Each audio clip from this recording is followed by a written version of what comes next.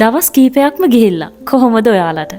අද මට හිතුණා පුංචි දෙයක් කතා කරන්න. ඒ තමයි අපේ ජීවිතේට එන මිනිස්සු ගැන. අපේ ජීවිතේ අපිට නිතරම හම්බෙනවා එක જાතියේ මිනිස්සු. අපිට හම්බෙනවා යාළුවෝ, අපිට හම්බෙනවා ඔෆිස් එකේ අපිත් එක්ක වැඩ කරන අය. ඒ වගේ එක යාළුවෝ එක කාලවලට අපිට හම්බෙනවා. මගේ ජීවිතේ නම් මේ මිනිස්සු පිරීලා. හැබැයි මේ මිනිස්සු අපේ ජීවිතයට ඇවිල්ලා අපේ ජීවිතයට එක විදිහේ බලපෑම් කරනවා. සමහර වෙලාවට ඒවා හරිම මිහිරි. සමහර වෙලාවට හරිම අමිහිරි. ඉතින් මේ ළඟදී මම මගේ යාළුවෙක් එක්ක කතා කර ඉන්නකොට එයා මට කියනවා උම්රා අපි ජීවිතේ හැම වෙලේම තෝරගත යුත්තේ ෆයර් ක්‍රැකර් එකක්. එහෙම නැත්නම් වෙඩිල්ලක් හරි මල් වෙඩි වගේ එක පාර අපිට සතුටක් දෙන මිනිස්සු නෙවෙයි.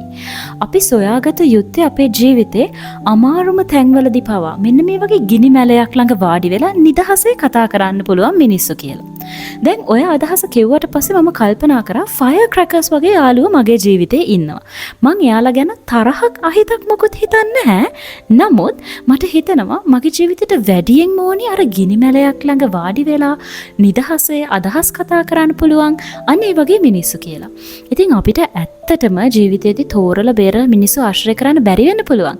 හැබැයි ඊළඟ පාර ඔයාගේ යාළුවන් තෝරා ගනිද්දි, ඔයාගේ ජීවිතේට එන අය තෝරා ගනිද්දි මතක තියාගන්න.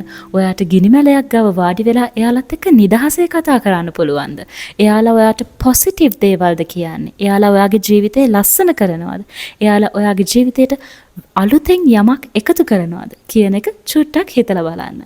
මේ වගේ මගේ ජීවිතේ මගේ යාළුවොත් එක්ක මට තියෙන පුංචි කතා අහන්න ඔයා කැමති නම් මාත් එක්ක ජොයින් වෙලා ඉන්න. මම Tales by Zay.